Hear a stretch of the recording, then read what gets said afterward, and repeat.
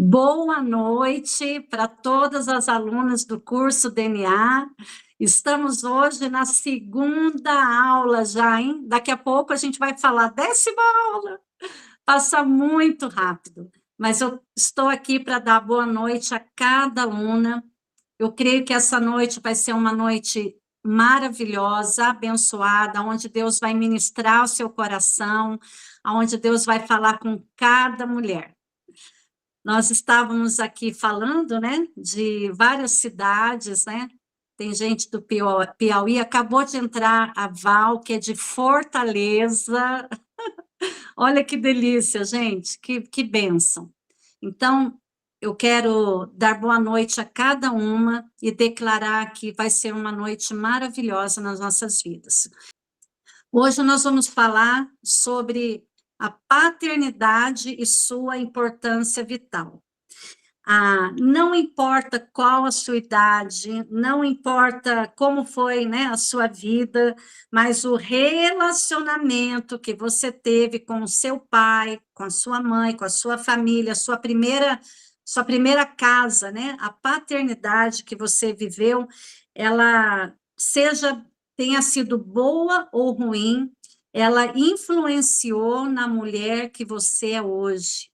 Por isso é tão importante nós entendermos, né, a nossa história, mas muito mais entendermos como que a paternidade de Deus hoje, ela pode trazer uma transformação na nossa história, na nossa vida, né? Então, o pai, né, eu quero começar dizendo que o pai, ele desempenha um papel tremendo na nossa vida, e a nossa mãe também aqui, né? Os nossos pais, eles desempenham um papel essencial na nossa maturidade, na nossa vida emocional, como nós vemos a vida, né? Como nós lidamos com os problemas. Então, o pai, ele é responsável por ensinar, né? Nos ensinar sobre tudo isso, e a gente vai aprofundar um pouquinho nisso hoje. Só para a gente relembrar aqui hoje, antes da gente continuar, que você lembra da aula passada, né? Eu espero que você tenha tido um tempinho, se não teve, você vai separar um tempo para você pegar a primeira aula, colocar no papel, anotar os versículos, estudar, ver aquilo que não está sendo verdade ainda para você poder experimentar dessa transformação do Senhor. Então, nós estudamos na primeira aula, né, que nós somos espírito, o nosso verdadeiro eu, mas nós temos uma alma que habita num corpo. Então, é importante você sempre estar lembrando disso. O meu espírito está no comando, não a minha alma. Amém? Foi uma aula, eu amo a primeira aula, gosto demais. Todas são importantes, né?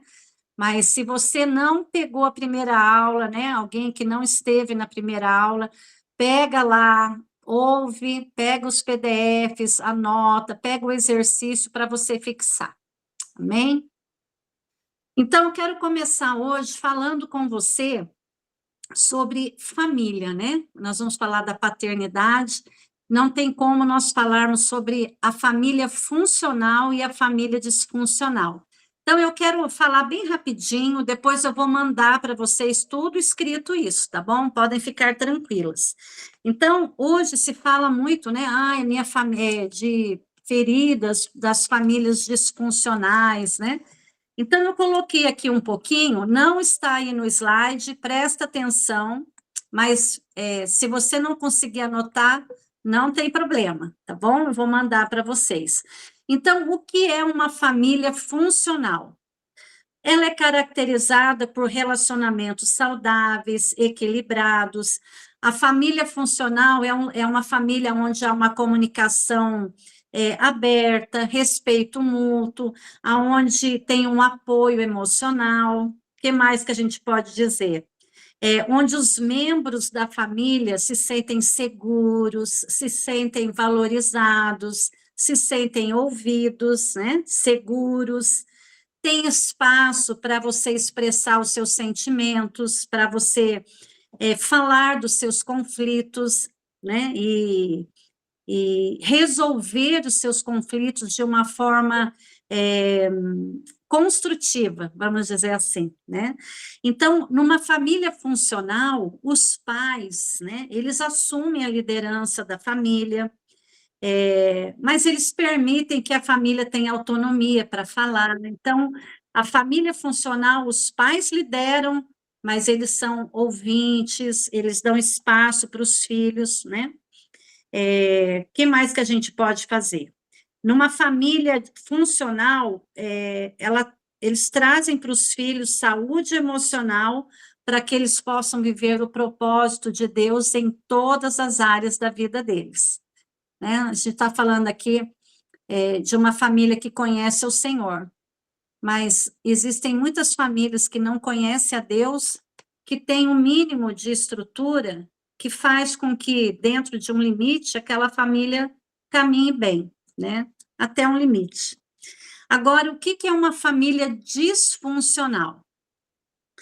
É um contraste, né? É tudo o oposto. Então, uma família disfuncional, ela é marcada por uma dinâmica, assim, de problemas, de conflitos constantes.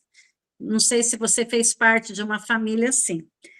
Conflitos constantes, falta de comunicação, ou uma comunicação agressiva ou silenciosa. Você conhece família assim?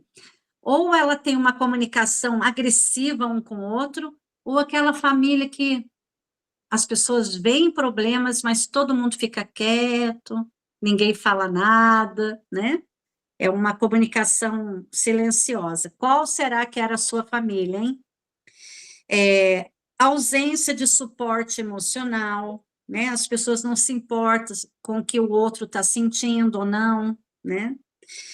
Numa família disfuncional, os papéis são confusos ou rígidos demais. Então, é uma família que tem cobrança, que tem muita briga, muitos conflitos vão pondo por debaixo do tapete, não se resolve, não se senta na mesa, não se olha no olho a olho, não se pede perdão, né? É uma família disfuncional. E isso acaba gerando nos filhos, né, nesse ambiente com os pais e filhos, muito ressentimento, muita mágoa, muita dor, muita rejeição, e tudo isso resulta também em abusos, né?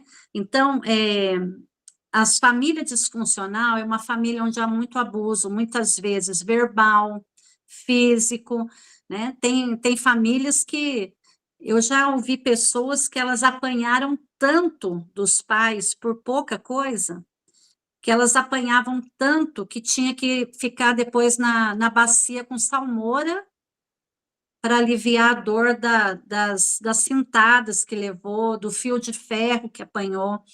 E isso, né, é algo físico, mas que atinge muito, que machuca as pessoas tremendamente. Então, existem famílias que, pelos pais terem as suas feridas emocionais, né? Tem aquela frase, né, que os feridos ferem, né? Por isso que nós temos que nos curar, para que a gente possa ser cura para aqueles que estão ao nosso redor.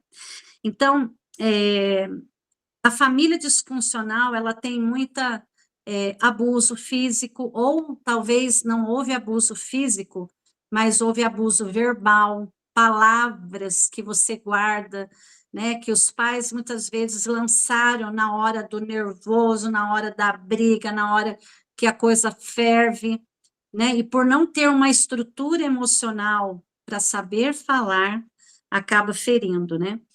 Eu já atendi alunas no DNA, que eu me lembro de uma mulher que quando ela fez o curso, ela já tinha se convertido, mas ela falou: Simone, eu era prostituta, eu me tornei prostituta mesmo, e fiquei alguns anos na prostituição, e fazendo a aula, Deus foi trazendo ao coração dela que isso entrou na vida dela por um sentimento de raiva, de ira e de querer se vingar do pai, porque o pai só chamava ela com palavras baixas, de baixo escalão. E aí, se ela saía de mini saia, aquela 1900 e alguma coisa, né, 1980, não lembro agora a data, ela disse que era aquela moda, usar mini saia, o pai acabava com ela de tal maneira que era motivo para ela se tornar prostituta? Não, ela podia ter resolvido isso, mas a ira entrou, o ódio entrou, e Satanás, ele procura brechas emocionais para fazer morada, né? Por isso que a gente fala, sabe, que cuidar das emoções, gente, é muito mais do que, é moda, é legal cuidar das emoções. Não, é primordial para se viver em paz, para viver o propósito, para viver tudo que Deus planejou para você. E ela contou que isso fez ela. Ela era uma moça tranquila, uma moça caseira, mas essas palavras do pai fizeram ela ir para o mundo e ela se perdeu. Mas glória a Deus, ela teve um encontro, né, com o papai do céu e ela foi restaurada.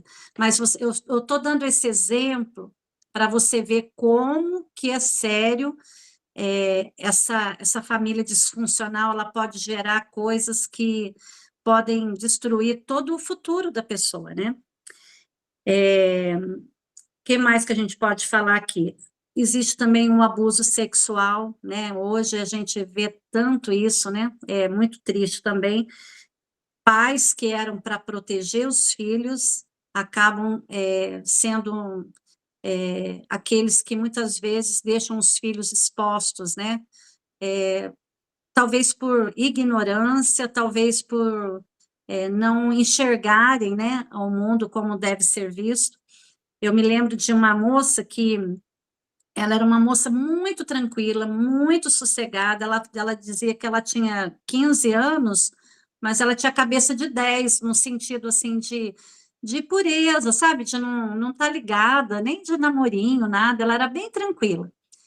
E ela disse que o pai levava os amigos riquíssimos dessa cidade, a socialite daquela cidade, levava para grandes churrascos e eventos na casa dele. E um amigo do pai abusou dela, queimou ela com cigarro e, assim, torturou aquela menina de uma certa forma, assim, que foi muito triste. Só que os pais preferiram dizer que ela estava mentindo.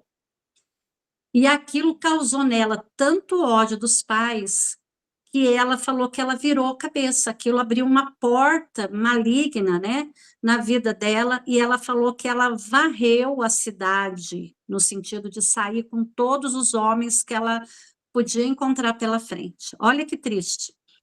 E ela falou que isso causou uma destruição na vida dela, assim, é uma história muito triste. E aí a gente vê, né, como que um pai não acredita numa filha, então ela não encontrou proteção, amor, e ela acabou se envolvendo, sendo amante de um homem que era, tipo, 50 anos quase mais velho que ela casou com essa pessoa.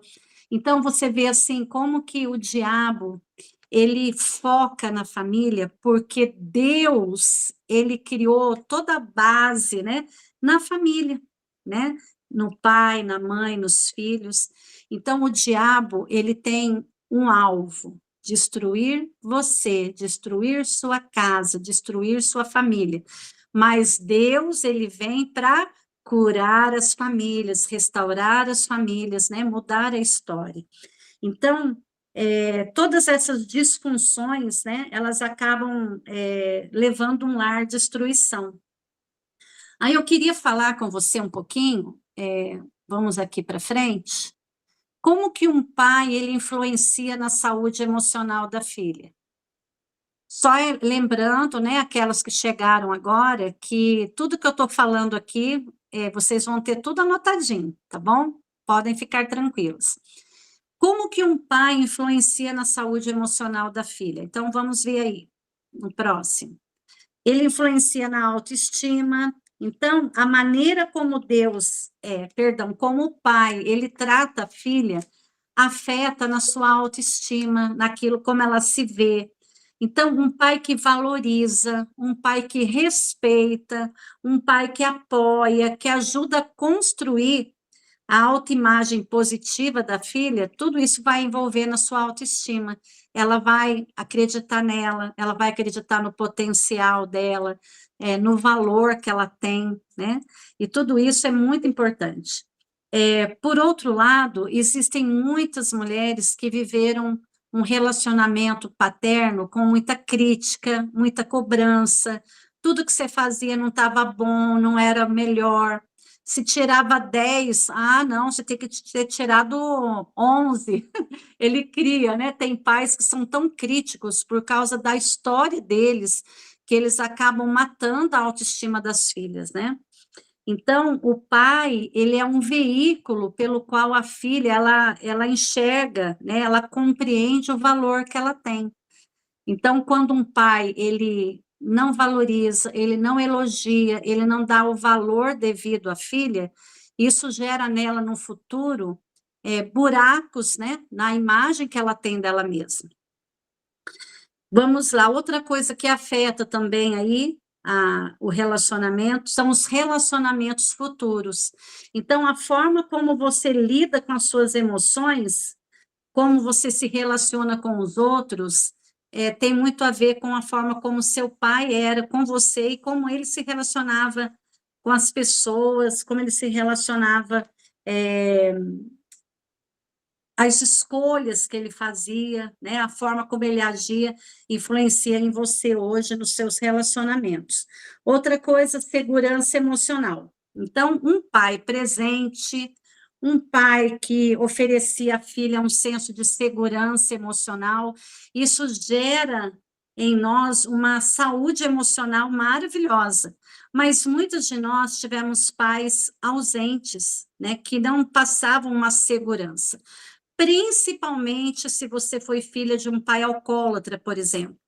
Filhos de pais alcoólatras, elas vivem com uma insegurança emocional tremenda, fortíssima, né? Por quê? Porque ela não podia contar com o pai. Ela tinha insegurança, né, de ter um pai que não estava ali, que não era presente, que era ausente nos relacionamentos.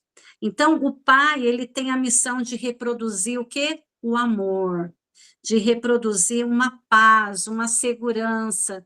Filha, fica tranquila, eu estou aqui para te guardar, para te proteger. Isso faz toda a diferença. Outra coisa também que esse relacionamento com os pais, né? Essa presença do pai, ele oferece para nós, é a gestão de conflitos emocionais. Então, a forma como seu pai, ele lidava com as emoções, como ele lidava com os problemas, né, com as situações que ele enfrentava, hoje também influencia como a gente lida com os problemas, né, como a gente lida com as situações. Então, o pai, ele precisa estar presente na vida da filha em todas as áreas, como a mãe também, né, cada um no seu papel. O pai, ele dá destino, a mãe, ela nutre emocionalmente. Então, os dois juntos cumprindo uma missão de criar os filhos para cumprirem o propósito, para cumprirem o seu destino, para alcançar aquilo que Deus tem para elas, identidade e propósito, né?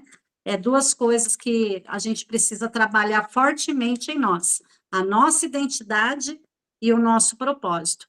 Aí eu vou mandar depois para vocês, junto com esse resumo dessa parte, né, mais detalhada para vocês, um exercício aí, para você falar um pouquinho sobre como foi o relacionamento com o seu pai, né, como você vê como seu pai influenciou na mulher que você é hoje, tá bom? Essa parte é mais para a gente ter uma visão aí panorâmica e mais rápida sobre isso. Mas eu queria ir para a palavra, tá bem?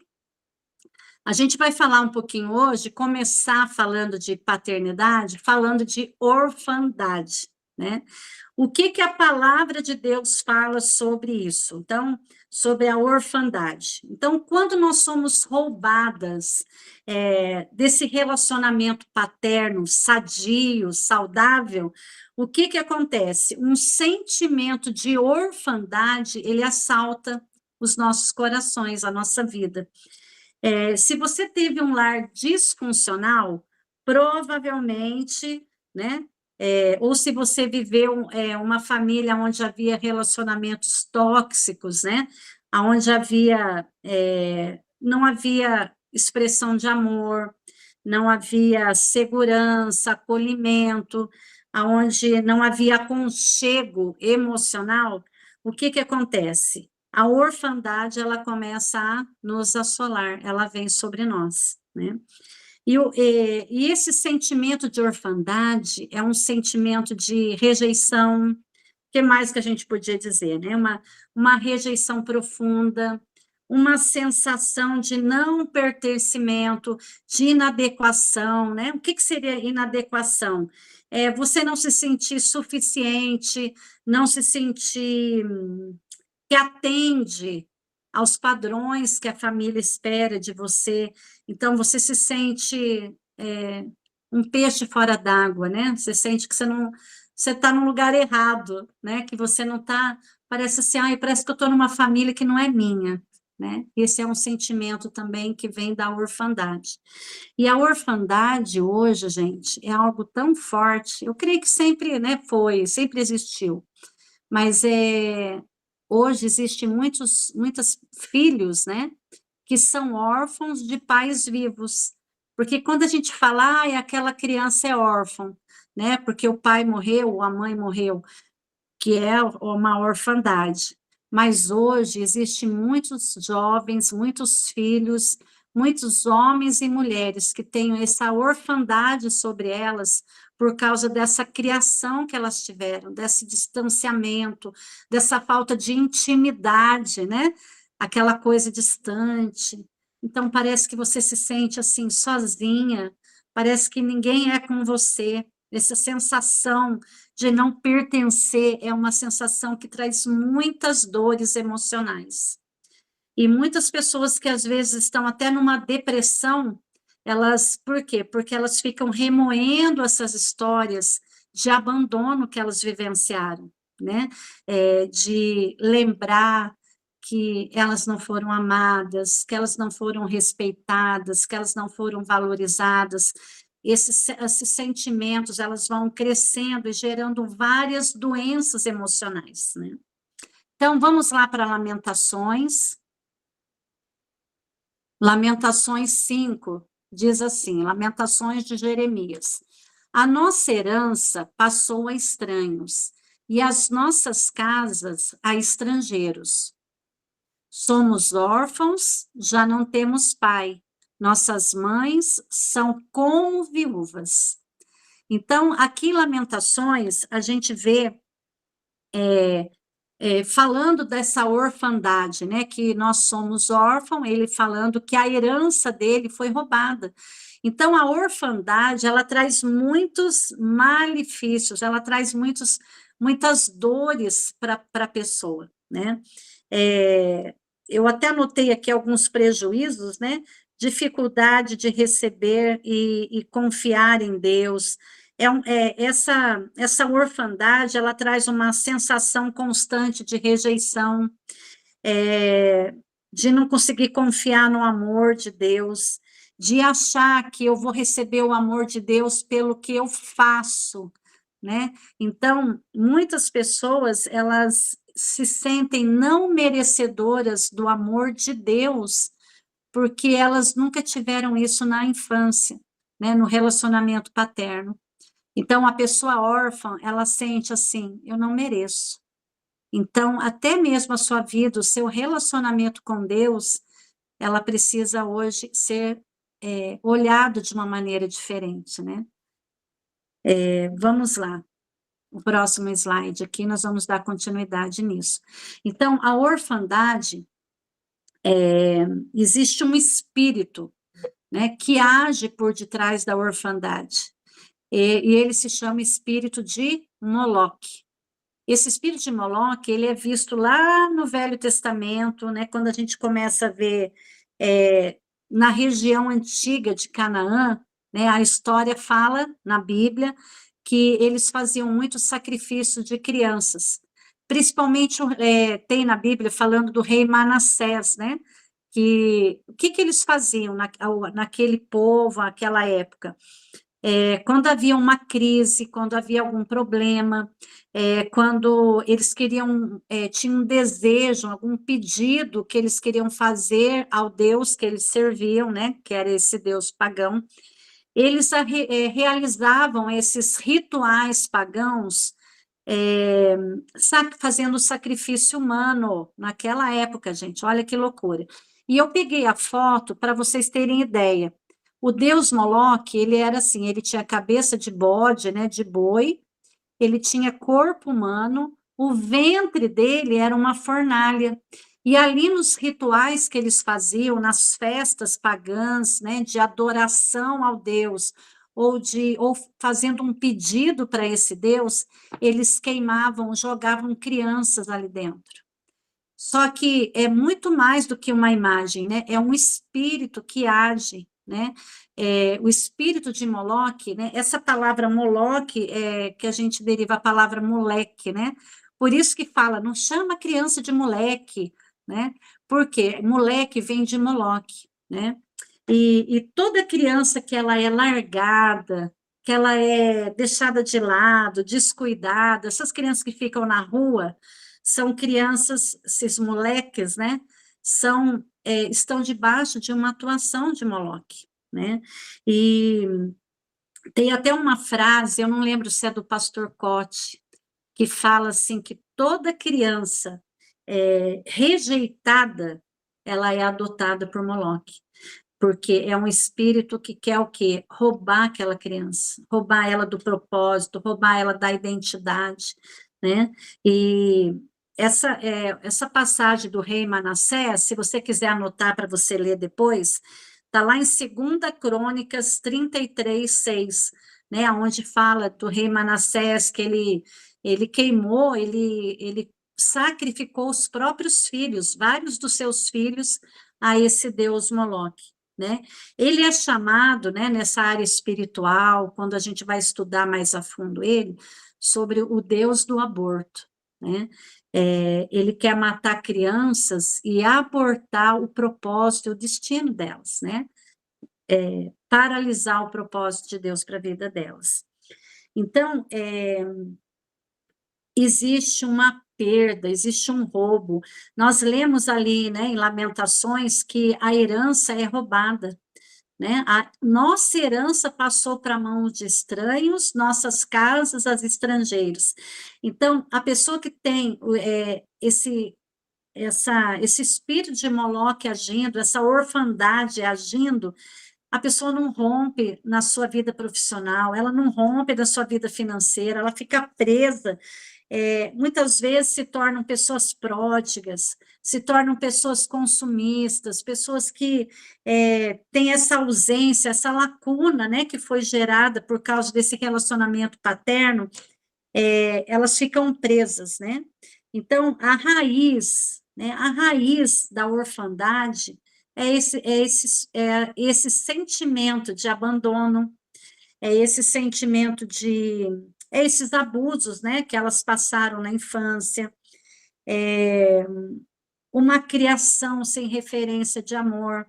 Eu me lembro, né, de uma pessoa mais íntima, mais chegada, que dizia que quando ele estava com 6 anos de idade, 6 anos, imagina aí uma criança de 6 anos, ele brincava na rua, um dia quase morreu afogado no rio, lá do bairro dele, perto da casa dele.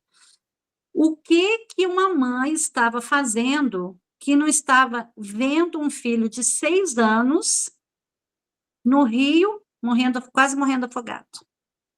Então, e essa mesma pessoa dizia que quando ele tinha o quê? 8, 9 anos, eu me lembro que ele falava que pegava toco de cigarro na rua para querer fumar. Olha como o diabo ele vai roubando a pessoa.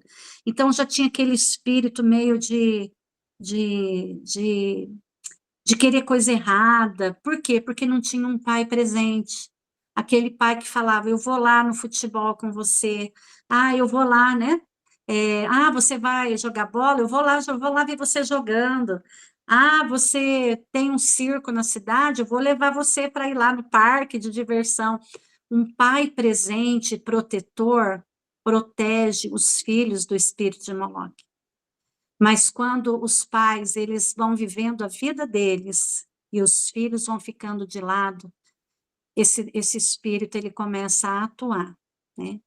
Mas Jesus veio mudar essa história, amém, gente? Mas vamos continuar aqui. Então, Adão, né? É muito lindo isso. Olha que interessante, a gente até falou um pouquinho isso na aula passada. Adão e Eva, Adão, né, principalmente como pai ali, como homem, ele recebeu uma ordem de Deus lá no Éden, que era o quê, gente? Guardar e cuidar, né? Então, ele tinha a missão de proteger, ele tinha a missão dele era guardar o seu lar. E o papel de um pai é espiritualmente e emocionalmente guardar a sua casa. Ele tem, quando o homem ele cumpre esse sacerdócio, essa missão, essa ordem de Deus de guardar a sua família, a família fica protegida desse espírito, né, que quer roubar a nossa vida. Então, hoje, muitas pessoas estão até dentro da igreja, sendo filhos de Deus, que a gente vai estudar um pouquinho mais sobre isso aqui, mas lá dentro dela há uma sensação de que ela é sozinha, de que ela não tem ninguém por ela, aquela sensação de orfandade ainda assola a vida dela. E a gente vai entender um pouquinho como que isso tem que ser, né, quebrado na nossa vida. Então, estar presente, suprir espiritualmente, emocionalmente, financeiramente, né, a criança lidando, claro, dentro da sua condição, mas dando o melhor e cuidando dos filhos, isso guarda os filhos. Mas a Bíblia diz que Adão falhou, não foi? Adão falhou nessa ordem. E hoje, muitos pais têm falhado por ignorância, por falta de entendimento, e muitas vezes nós também falhamos, muitas vezes até dentro da igreja, por não termos ensinamento, por não entendermos, ou por muitas vezes o nosso coração estar endurecido com as dores emocionais, e nós não vivemos isso, não transmitimos isso para os nossos filhos, né? E é por isso que eu quero entrar numa história, né? A Bíblia, gente, é repleta de histórias de paternidade. Aqui, uma frase que eu não falei, né? Que o espírito de orfandade, o que, que é esse espírito de orfandade, né? Porque às vezes a gente acha, é um demoninho que fica ali com 2 chifrinhos me cutucando. O espírito de orfandade, ele é uma mentalidade de não ser aceito, de não pertencer, essa mentalidade de eu não pertenço, eu não tenho valor. E isso, gente, é muito forte hoje, né? A gente que atende, e talvez você não atende, não é terapeuta, não é conselheiro, mas talvez você tenha amigas que você conversa e você vê isso nelas. Ou talvez você mesmo está aqui refletindo agora e pensando um pouquinho, eu me sinto assim, às vezes eu não me sinto aceita, eu sinto que eu não pertenço a ninguém, né? Assim, eu não pertenço a minha família, eu não me sinto aceita, eu não sinto que eu tenho valor. Então, esse sentimento de não aceitação, de desvalor, é esse espírito de orfandade que assola a humanidade hoje.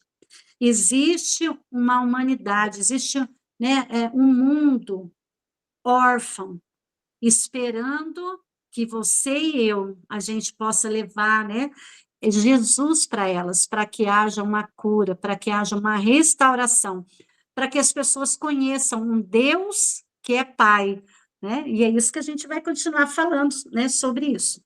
Então, eu queria falar com você sobre uma história que é transformadora, que é a história de Jabes, alguns falam Jabez, né? Então, a história de Jabes está lá em 1 Crônicas 4. Então, vamos lá. Em 1 Crônicas 4, fala assim, ó. Jabes, ele invocou o Deus de Israel, dizendo, tomara que Deus me abençoe e me alargue as fronteiras, que ele seja comigo e a tua mão me preserve do mal, de modo que não me sobrevenha aflição. E Deus lhe concedeu o que ele tinha pedido. O que aconteceu? Jabes, eu vou abrir aqui, porque eu acho que está faltando aqui, gente, Perdão, está faltando o comecinho aqui. Primeira Crônicas, eu vou abrir aqui, eu acho que é melhor. Vou ter que pôr meu óculos. Oi, ressuscitei aqui, gente, estou enxergando. Primeira Crônicas 4, olha o que diz. Ah, agora está aqui, é que a gente não colocou aqui o primeiro versículo. Ó, Primeira Crônicas 4, 9 e 10.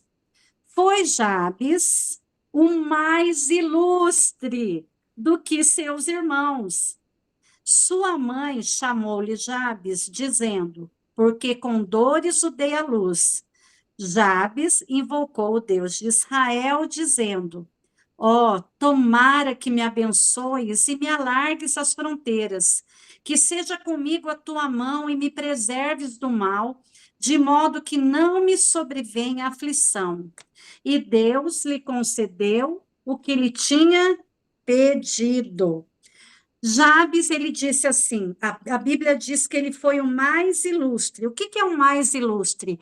É aquela pessoa que se destacou mais que todas em qualidades, em feitos, na posição na sociedade. Ele foi ilustre, ele foi o cara que brilhou, vamos dizer assim, né? Só que a Bíblia diz que Jabes, quando ele nasceu, ele tinha, a mãe dele teve tanta dor, foi um parto tão sofrido, que a mãe de Jabes, ela nomeou ele com esse nome, Jabes. Só que não era um bom nome, né? Aí na frente, vamos aí para o próximo slide, o que Jabes significa, o nome Jabes? Filho da dor, filho do sofrimento e da aflição. Você imagina você falar assim, filho da dor, vem aqui, vem almoçar. Ô filho do sofrimento. Então, gente, é muito sério, né? E a Bíblia, ela é muito forte, assim, no ensinamento de nomear alguém, né? E nomear é você dar identidade e propósito para a pessoa. Olha que interessante. Quando eu nomeio alguém, eu dou identidade e destino para ela. Então, nomear é abençoar ou amaldiçoar. E aqui a gente vê, nessa história, né, a gente não vê o pai, pelo menos aqui eu li, reli, não vejo o pai. Cadê o pai desse menino para falar, mulher, não vamos pôr esse nome não, né? Vamos pôr um nome diferente. O pai, ele não estava lá, ou se ele estava, ele era um homem ausente. E aí, diz a Bíblia, né? A gente vê na Bíblia que, pelo menos o pouco que eu estudei, assim, nesse sentido, me parece que o homem, ele tinha a responsabilidade de nomear o filho, né? O nome dos filhos. Eu me lembrei aqui de Zacarias. Lembra Zacarias? Quando Isabel, ela já era de idade, ela não podia ter filhos, e Zacarias, ele era lá em Lucas, né? Lucas 1. Zacarias, ele era um sacerdote do Senhor, e num dos turnos dele como sacerdote, um anjo falou para ele, olha, você vai ser pai, a sua mulher vai ter um filho. Ele deu risada, não acreditou, e o que aconteceu? Isabel ficou grávida, quase que, né, juntas com ela e Maria, né? E que a Zacarias foi o pai de João Batista. Então, o que aconteceu? Por ele não acreditar, a Bíblia diz que ele ficou mudo, e quando nasceu um neném, um filho de Isabel, né, e Zacarias, perguntaram para ele, e aí, qual é o nome? Só que, como ele não creu, ele deu risada, ficou descrente com essa bênção, ele ficou mudo a gravidez toda de Isabel. Mas quando a criança nasceu, falaram, e agora? Qual vai ser o nome da criança? E a Bíblia diz que deram uma tabuinha, uma madeira, né, lá, aonde ele escreveu: seu nome será João, João será o seu nome. E na hora que ele disse, João será o seu nome, porque esse nome é o nome que um anjo falou, o anjo falou, o nome dessa criança será João. Então, a hora que Zacarias concordou com o anjo, falou, o nome dele será João, ele voltou a falar. E João quer dizer graça. João, ele foi chamado com o propósito de levar Cristo, de levar a graça de Deus ao mundo que estava debaixo de maldição, de destruição, né? E quem foi João Batista, né, gente? Quem foi João Batista? Então, olha que interessante. Eu falei isso porque a gente vê alguns momentos da Bíblia, pai, o homem, dando a identidade e o destino dos filhos pelo nome. Então, nome fala de identidade e fala de destino. Só que olha que coisa linda, vamos voltar para a história de Jabes. Jabes falou assim: eu sou chamado filho da dor. Imagina a infância dele, o peso que foi ele se chamar Jabes, né? Só que a Bíblia diz, olha que lindo, que Jabes, ele não se conformou com esse destino que ele estava vivendo. Jabes, ele fez algo, ele disse, diz aí a Bíblia, que ele invocou o Deus de Israel. E eu queria me ater um pouquinho aí ao Deus de Israel. De quem que ele estava falando aí, gente? Ele estava falando, Jabes, né? Embora ele teve um pai ausente, ele mudou o seu destino quando ele ora, né? Ele orou ao Deus de Israel, ele buscou a Deus, ele falou, ele determinou. É como se ele dissesse assim: não importa o que minha mãe fez, o que meu pai não fez, o que aconteceu, eu vou invocar um Deus que muda a história, o Deus que muda destino, o Deus que muda o rumo. E olha que coisa linda, Jabes, ele nos ensina através da vida dele, que você, por mais que você teve uma história triste, difícil, de desprezo, de orfandade, você pode invocar um Deus que muda a história, o Deus que muda a sorte, amém? Você não está destinada a ser aquilo que talvez você ouviu lá atrás. Você não está destinada a viver debaixo dessa orfandade, dessa vida sofrida financeiramente, emocionalmente, os seus relacionamentos que não dão certo, nem na amizade, nem no relacionamento amoroso. Toda maldição pode ser quebrada. E aí, como que Jabes, olha que linda a história. Jabes, o que que ele fez para romper com aquela maldição na vida dele? Ele ora ao Deus de Israel, para que o Deus de Israel o abençoasse. Por quê? Quem foi Israel, gente? Israel era Jacó, né? Se a gente voltar na história, lá em Gênesis 32, olha que essa história é linda. Talvez você já conheça, talvez você já leu muitas vezes, mas eu vou ter que ler aqui, tá bom? Ó, levantou-se, então eu estou falando que Jabes, ele orou ao Deus de Israel. Agora eu vou falar da história, então, quem foi esse Israel, para você entender. Levantou-se Jacó naquela mesma noite e ele transpôs o val de Jaboque, né? Ele passou por um vale ali. Tomou-os e fê-los passar o ribeiro. Ele fez passar tudo que pertencia a ele. Ele, peraí, deixa eu pôr meu óculos, gente. Tudo que pertencia, ficando ele só, e lutava com ele um homem até o romper do dia. Vendo este que não podia com ele, tocou-lhe na articulação da coxa, deslocou-se a junta da coxa de Jacó na luta, e disse este: deixe-me ir, né? O anjo disse para ele: deixe-me ir, pois já rompeu o dia. Só que Jacó, vocês lembram daquela música? E Jacó agarrou o anjo. Tem uma música aí que é assim, porque Jacó ele falou para o anjo, né? Esse anjo que apareceu para ele naquele vale, ele falou: Olha, eu vou te agarrar, não vou te largar até que você me abençoe, né? Ó, respondeu Jacó: Não te deixarei ir, se não me abençoares. Perguntou-lhe, pois, como te chamas? E ele respondeu, né? O anjo perguntou: Como é seu nome? E ele disse: Jacó. Então disse: Já não te chamarás Jacó, e sim Israel, pois como príncipe lutaste. Então tornou Jacó e disse: Rogo-te, como te chamas? Mas o anjo falou: Por que perguntas pelo meu nome? E o abençoou ali. E aquele lugar Jacó chamou de Peniel, pois ele disse: Vi a Deus, né, face a face, e a minha vida foi salva.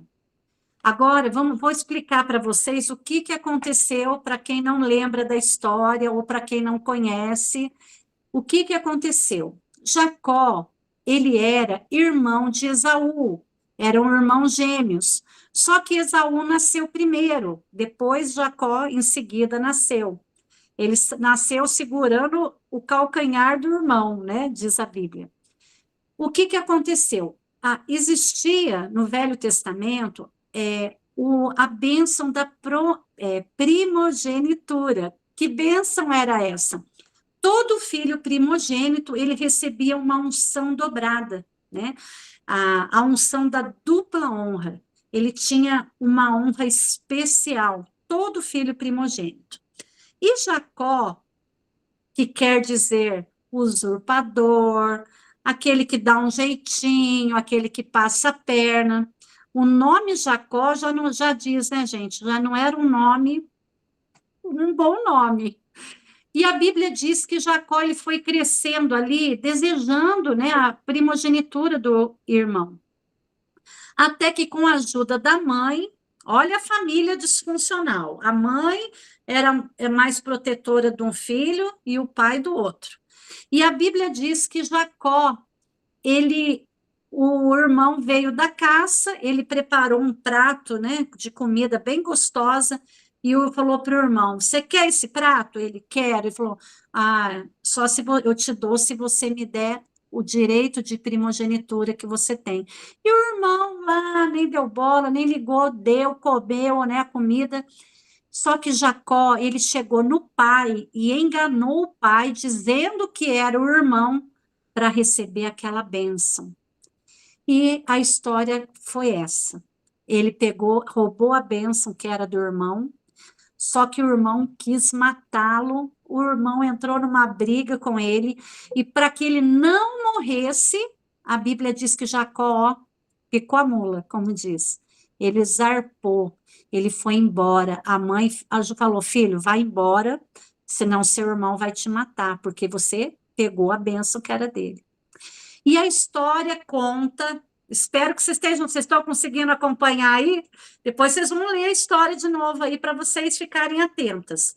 O que aconteceu com Jacó? Jacó foi embora, passaram-se mais ou menos 20 anos, ele construiu família, teve filhos, enriqueceu, né? E ali ele formou a família dele. E naqueles 20 anos, ele não teve mais contato com a família.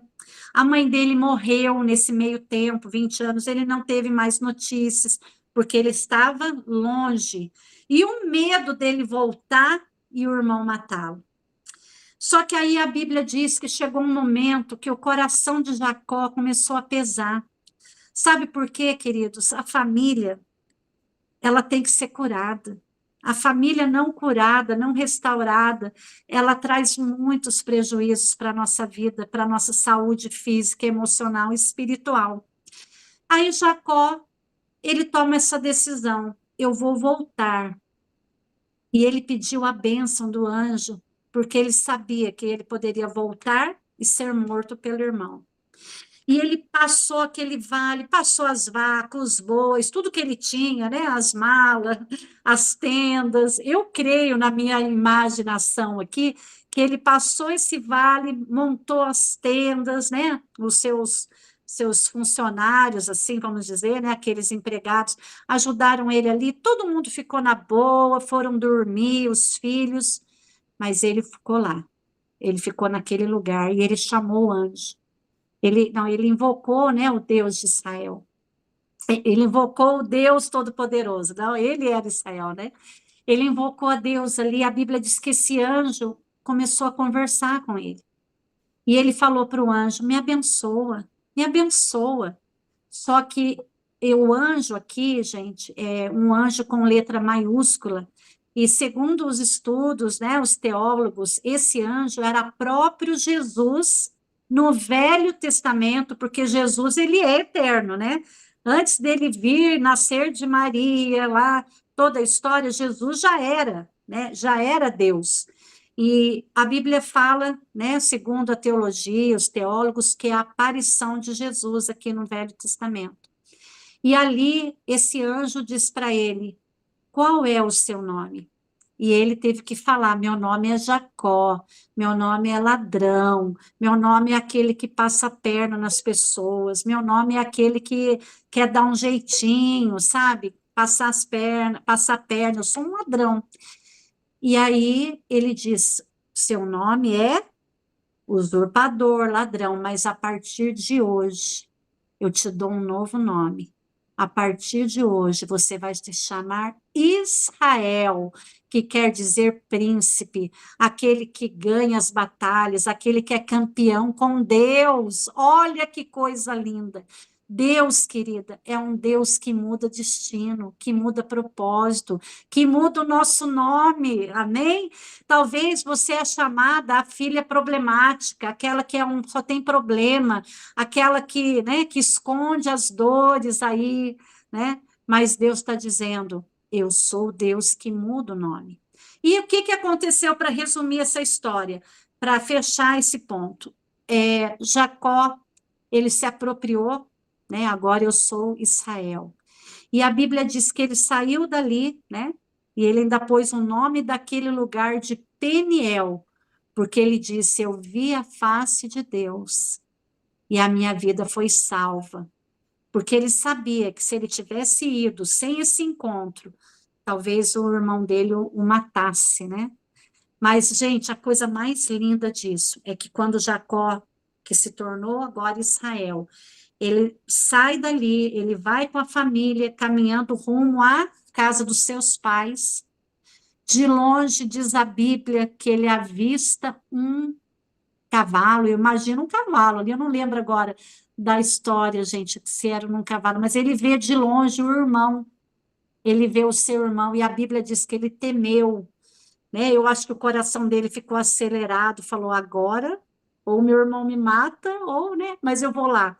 E a Bíblia diz que eles se encontraram, e ali houve perdão, um irmão perdoando o outro, um irmão restaurando o relacionamento com o outro.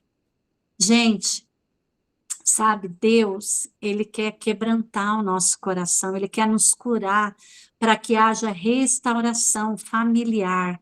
Olha o que uma ferida familiar trouxe para a família de Israel, de Jacó. 20 anos que ele perdeu de estar perto do pai, de estar perto da mãe, de ter tido outra história, mas ele foi roubado por causa de uma posição errada, de uma paternidade roubada, né? Mas eu quero continuar dizendo para você. Deu para entender agora quem é Israel? Israel era o antigo Jacó. Então vamos voltar para a história de Jabes. Jabes, ele orou dizendo assim: peraí, se Deus mudou Jacó, que é um usurpador, para se tornar um príncipe Israel, então, eu sou Jabes, Deus pode mudar meu nome também. Quantos estão entendendo?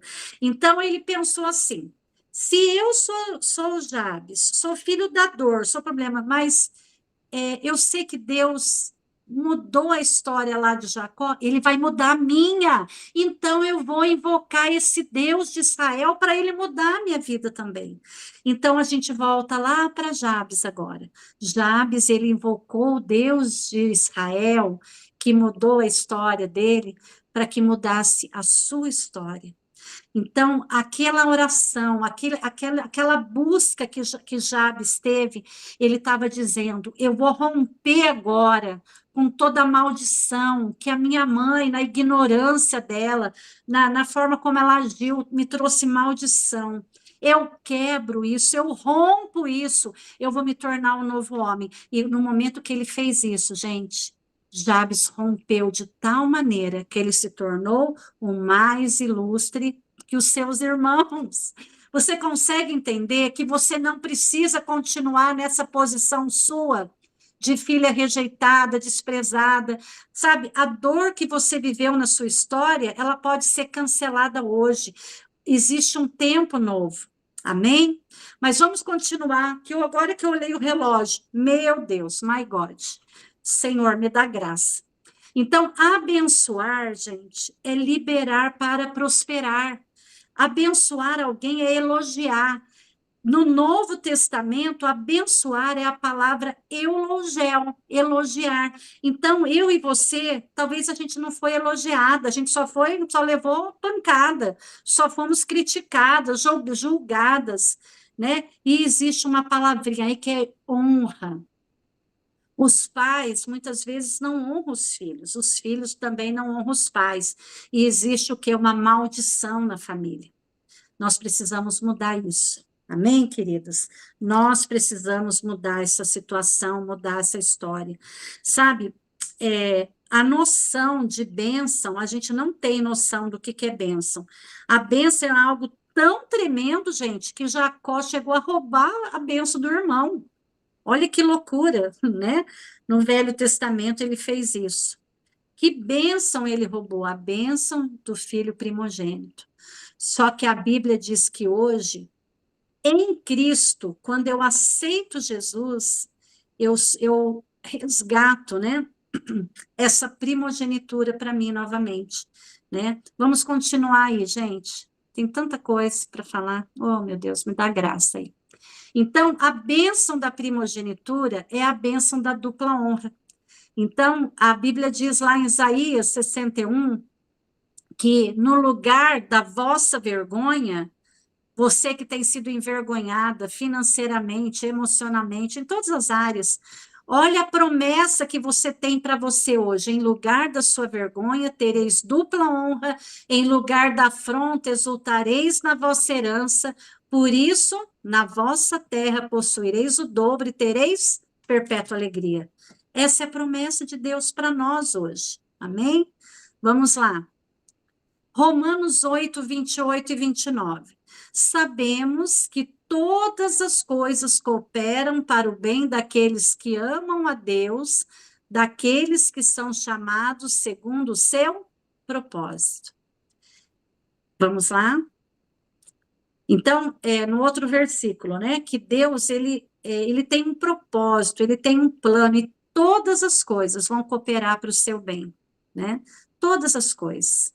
Romanos 8, 28. Porquanto aos que de antemão conheceu, também os predestinou para serem conformes à imagem do seu filho, a fim de que ele seja o primogênito entre muitos irmãos. Então, havia a bênção do filho primogênito, mas Jesus, ele assumiu isso, sendo o primeiro filho primogênito de muitos irmãos. Então, quando eu aceito Jesus na minha vida como meu Senhor e Salvador, eu me torno filha e eu me torno herdeira junto com Cristo. Cristo, ele é o primogênito e eu, em Cristo, eu me torno também herdeira, né? Co-herdeira com Cristo, diz a Bíblia. Então, quando eu aceito Jesus, gente, a paternidade de Deus passa a fazer parte da minha vida. Então, eu costumo dizer que não importa qual foi a sua história de dor, a sua história familiar, se você hoje tem um encontro com Jesus, você precisa experimentar a paternidade de Deus na sua vida. Amém? Você precisa experimentar essa paternidade. Então, a oração de Jabes lá, que ele fala que o Senhor me abençoe, alargue as minhas fronteiras, né? Essa oração é a oração dos órfãos, é a oração daqueles que tiveram uma história familiar difícil, sofrida, roubada, né? O diabo, ele sempre vai querer que você se volte contra a sua família. O diabo, ele sempre vai querer que você volte para a sua história de dor. O diabo sempre vai querer que você fique presa nas suas dores. Simone, é que você não conhece a minha história, você não sabe o que eu passei na minha infância. Todas nós tivemos uma história, como eu falei, algumas mais dolorosas, outras menos. Mas o que importa não é como a história começou, é como hoje em Cristo você pode viver uma nova história. Amém, querida? Você pode viver um novo destino, uma nova história. Hoje em Cristo você se torna herdeira, cordeira com Cristo. Então, hoje, a primogenitura, né, que é a bênção dobrada, ela está disponível para todos aqueles que receberam o Senhor como Salvador da sua vida, tá bem? Então, hoje você pode viver uma nova história. Vamos lá, vamos lá. Hebreus fala disso, né? Mas acho que pode falar, né, dos filhos primogênitos, né? Mas fala da igreja dos primogênitos que estão arrolados nos céus.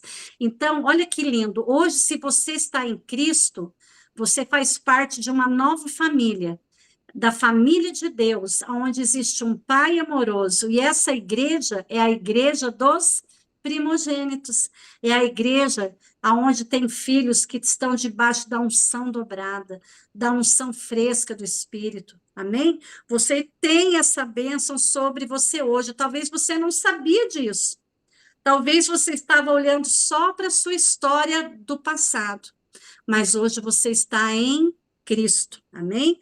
Você está nele. Então, a bênção da primogenitura está sobre você. Amém, queridos? Então, a paternidade, ela é restaurada. E na Bíblia, tem muitos exemplos, né? O pai do filho pródigo, né? Com todo amor, o filho se perdeu, em nenhum momento ele ficou lá, tá vendo? Agora você voltou, né? Agora você vem aqui pedir para minha bênção, não, né? Você vê um pai amoroso, um pai fazendo uma festa porque o filho voltou. A gente vê a história de José, né?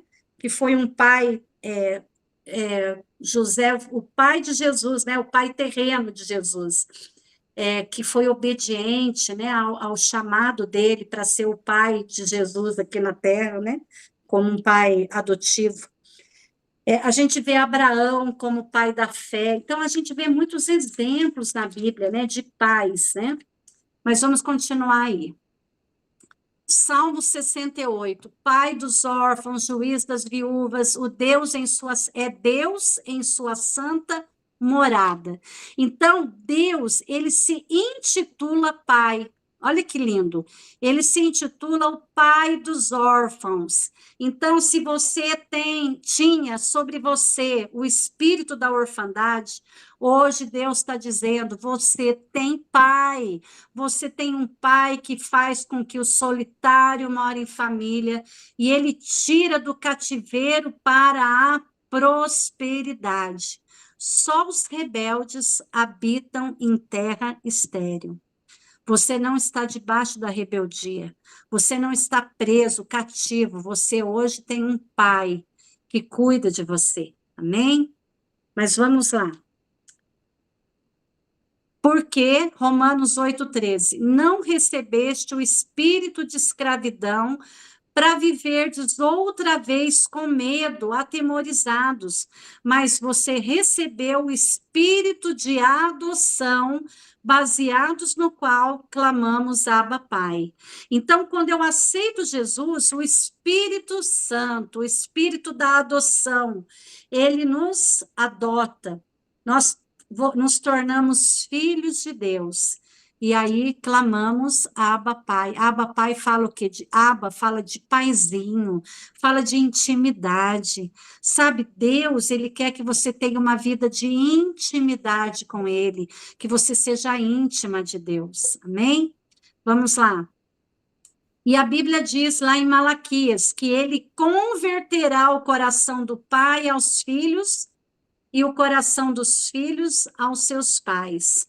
E ele converterá para quê? Para que não venha, para que eu não venha e fira a terra com maldição.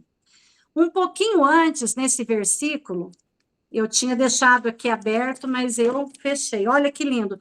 Gente, vai dar tempo. Vamos lá. Vamos lá, vamos lá, vamos lá. Vocês estão entendendo?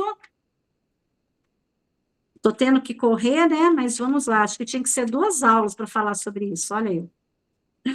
Oh, Deus, Malaquias, gente. Antes de Mateus, o último livro do Velho Testamento termina com esse versículo. A última palavra do Velho Testamento, o último versículo. Ele diz assim, ó. Malaquias 6, desculpa, está errado aqui, viu, José? É Malaquias 4, versículo 5 e 6.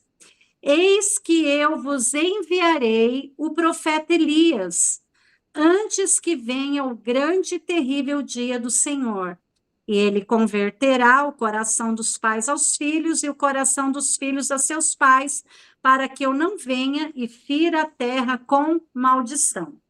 Tem gente que não estuda a Bíblia, não entende, tem gente que até fala que é uma reencarnação aí, né, de Elias sobre João Batista, mas, na verdade,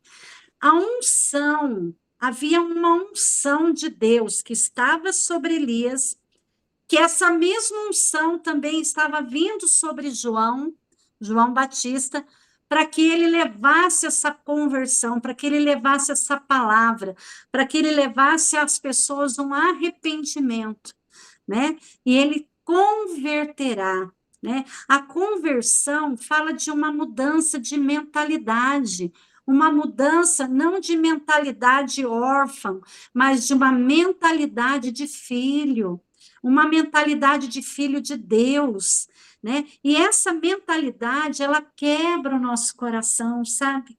Gente, infelizmente, eu conheço pessoas de igrejas grandes, igrejas poderosas, igrejas que até pregam sobre paternidade resolvida, mas eu conheço pessoas que estão nesses lugares, mas elas não falam com o pai, elas não falam muitas vezes com a mãe, elas estão presas com o coração endurecido. Então, essa unção, ela precisa alcançar essas pessoas. Essa palavra converter fala de uma mudança de mentalidade, fala de metanoia, fala de arrependimento, né? O que é arrependimento? É você ficar chorando? Não, arrependimento, a palavra original, metanoia, fala de mudança de mentalidade. Eu vou me converter ao meu pai. Meus pais não me amaram como eu merecia ser amada. Eu sofri situações com irmãos, com pai, com mãe, mas hoje essa unção que estava sobre Elias, que foi para João Batista, levando esse arrependimento, vem sobre nós hoje, gente, para trazer um quebrantamento, né? É você olhar para os seus pais e poder dizer: vocês não me devem nada, vocês não me devem nada, e eu não devo nada para vocês, a não ser o amor, né? A não ser o perdão. Então, essa conversão, ela vem trazendo quebra de maldição. Porque quando não há essa conversão, sabe, não é você falar, ai, meus pais são maravilhosos. Não, meus pais falharam. Talvez eles erraram comigo, eles me machucaram, eles não tiveram maturidade para me ensinar, para me amar. Talvez o jeito que eles amaram foi tão rústico, né? Foi, vocês estão entendendo, né, gente? Foi tão assim, não foi, ou talvez eu fui abandonada, eu fui rejeitada.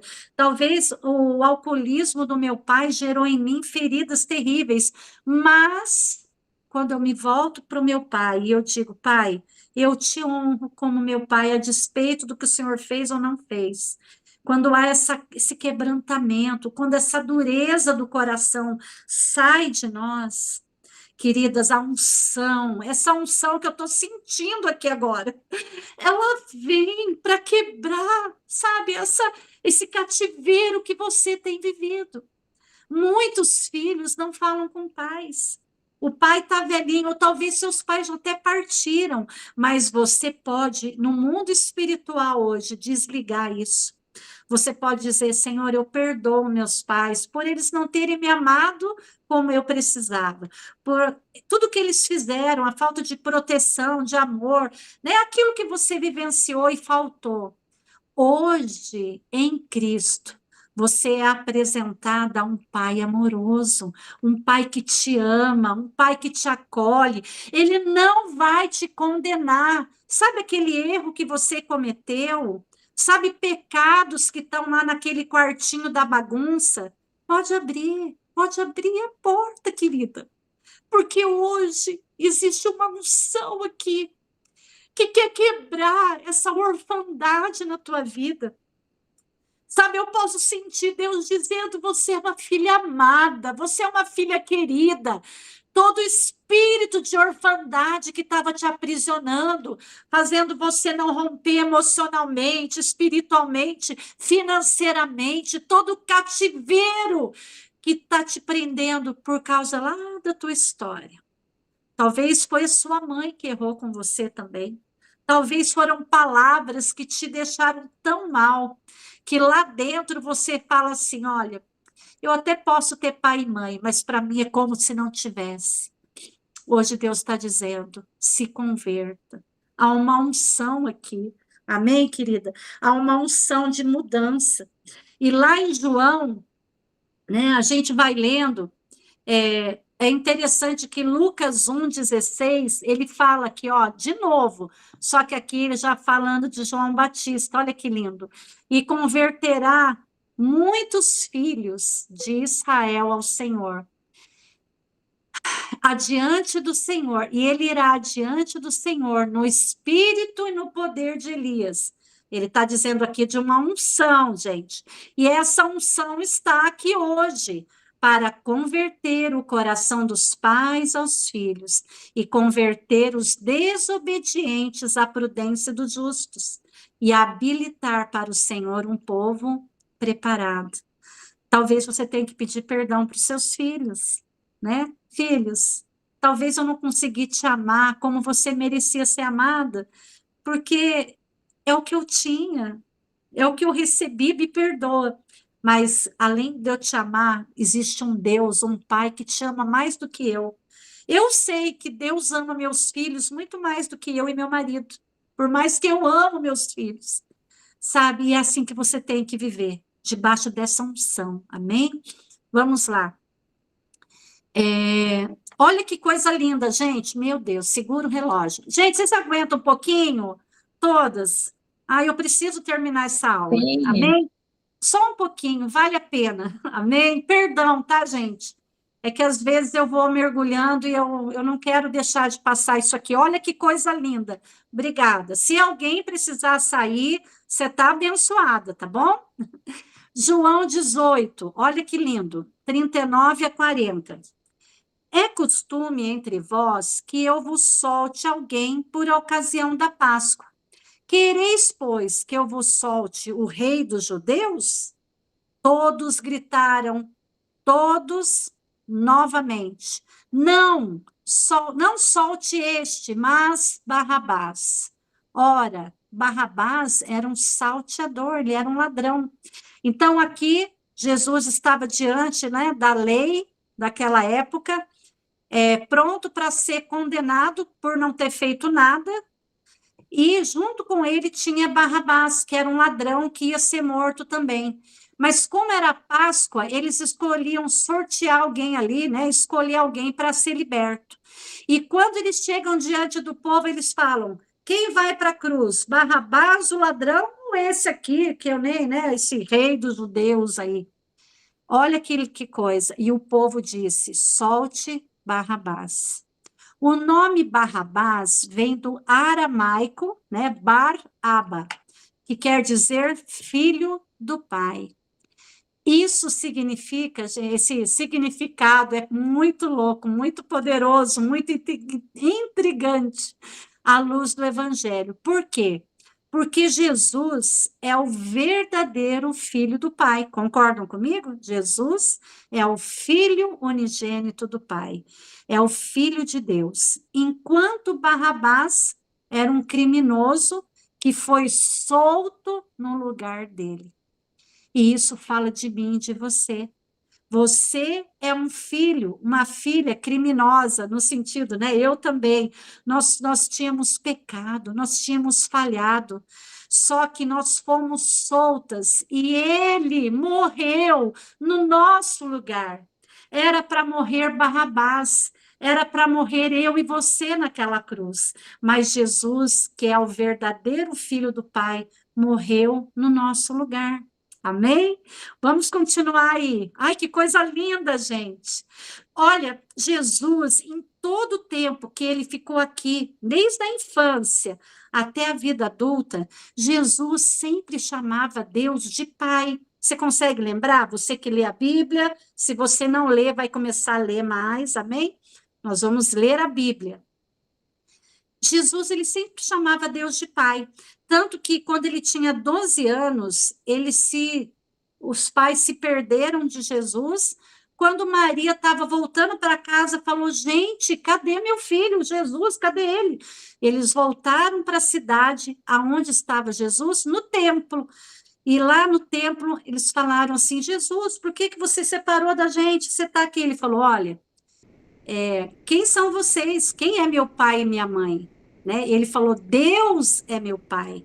Então, Jesus, desde criança, ele honrava a mãe dele, Maria, ele honrava seu pai José, pai terreno, mas em todo tempo ele estava dizendo: eu sei quem é meu pai. Eu sei.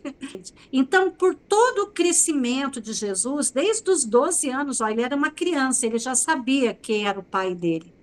E aí, em toda a Bíblia, você vê Jesus orando lá, solitário. Ele ia para um lugar, ele ia para o outro, ele falava: eu estou indo conversar com meu pai. Eu estou com meu pai. Pai nosso que estás nos céus. Sempre Jesus chamou Deus de pai. Mas quando chega em Mateus 27, Jesus está lá na cruz, né? A Bíblia fala aqui, em Marcos também. Jesus estava na cruz, estava lá amarrado, preso, morrendo ali, né, no seu lugar e no meu lugar. E é interessante que lá ele não diz: pai, pai, me ajuda, me tira dessa, olha que loucura. Não, na cruz ele diz: Deus meu, por que me desamparaste? Olha que tremendo, na cruz, Jesus, ele não viu Deus como pai ali, porque ali ele tomou o meu lugar, ele tomou o seu lugar, e ele tomou o lugar dos órfãos. Então, o órfão, ele não vê Deus como pai. E talvez até hoje, na sua vida espiritual, como cristã, você não consegue, muitas vezes, sentir Deus como pai. Mas hoje Deus vai quebrar isso aqui. Porque Jesus, na cruz, ele levou a sua orfandade. Quantos estão entendendo, né? Na cruz, ele não podia falar papai, porque ali ele era eu, ele era você, dizendo: eu não tenho pai, eu estou desamparado. Mas, na verdade, ele estava levando a minha orfandade, ele estava levando a sua orfandade, ele estava levando a sua dor de se sentir não amada, não acolhida, não aceita, não valorizada. Mas ali Jesus, ele leva toda essa orfandade para que você possa, em Cristo, chamar Deus de papai. Queridas, qual foi a última vez que você chamou Deus de pai? Qual foi a última vez que você se sentiu amada, acolhida, protegida? Ah, mas eu não tive um pai assim. Eu não estou falando do seu pai terreno. Eu estou falando que hoje em Cristo você pode experimentar o amor de um Deus Pai. Amém? E lá no Salmo 22:1, Jesus, ele expressa a sua angústia, né? Essa separação momentânea que ele teve do Pai lá na cruz, quando ele carregou o pecado de todo mundo. Ali, ele se sentiu um órfão. Ali, ele sentiu a sua dor de se sentir rejeitada. Talvez você foi abusada sexualmente, foi abusada emocionalmente, foi abusada verbalmente. Mas Jesus, ele levou essa dor sua para que hoje você pudesse chamar papaizinho, ter essa intimidade com Deus. Amém, querida? Vamos lá. Não sei se já tem mais algum versículo, eu acho que não. Tem muita coisa, mas a gente teve que dar uma fechada aqui. Então, eu quero terminar, né? A hora avançou. Eu quero dizer para você que quando você aceita Jesus, você recebe o espírito da adoção. Então, você se torna filho de Deus. E eu quero terminar, eu vou orar com você, mas eu quero dizer que o maior segredo para a cura da paternidade, o maior segredo que você está tendo agora, né? É quando você entende que na cruz, a morte, a ressurreição de Jesus mudou o nosso status. Você não põe lá no Facebook, solteira, casada, né? Você coloca lá o seu status, o que você é, né, o seu perfil. Na cruz, Jesus mudou o seu status de criatura para filha amada de Deus. Então, eu preciso me apropriar disso. Eu tenho que ser como Jacó, eu tenho que falar, Deus, eu vou agarrar essa verdade. E isso, gente, fala de fé. Você tem que se apropriar pela fé. É pela fé que você diz, ai, mas eu sinto. Não, mas pela fé. Eu me aproprio daquilo que Jesus fez por mim na cruz. Ele se fez órfão para que eu pudesse ser chamada de filha de Deus hoje. E a Bíblia diz, né, que todos quantos o receberam, deu a eles poder para se tornarem filhas de Deus. Então, Jesus na cruz, ele te dá um poder. Para quê? Para você ficar, ai, vou no culto domingo, a minha vida é uma bênção, estou indo, né? Não, gente. Ele te deu poder de filha e você tem que se apropriar disso. Você tem que fazer que nem Jabes. Chega! Eu não quero ser a filha da dor. Eu não vou ser mais a filha do sofrimento. Eu sou filha amada de Deus. Eu sou filha de um pai amoroso, de um pai que não me condena, de um pai que perdoou os meus pecados, até aquele que estava lá escondido, lá no fundo do seu quartinho da bagunça, sabe? É até aquilo. Deus quer arrancar. A verdade, sabe, querida, é que ninguém vai ser plena sem desenvolver esse relacionamento de paternidade com Deus Pai. Enquanto você não entender isso, você não vai romper assim da forma como Deus quer na tua vida. Então eu quero terminar hoje dizendo para você que na cruz Jesus ele possibilitou que você hoje voltasse a ser aquilo que ele fez lá no início, lá no Éden, ser uma filha curada, restaurada, livre, né, abençoada. Então, o propósito de Jesus é trazer você de volta, né? Então, a Bíblia ensina muito sobre filiação.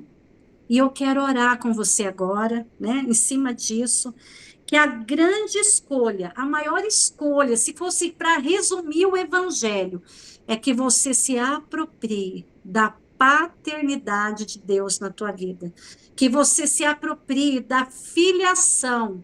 Ah, mas você não sabe o que eu passei, querida. Eu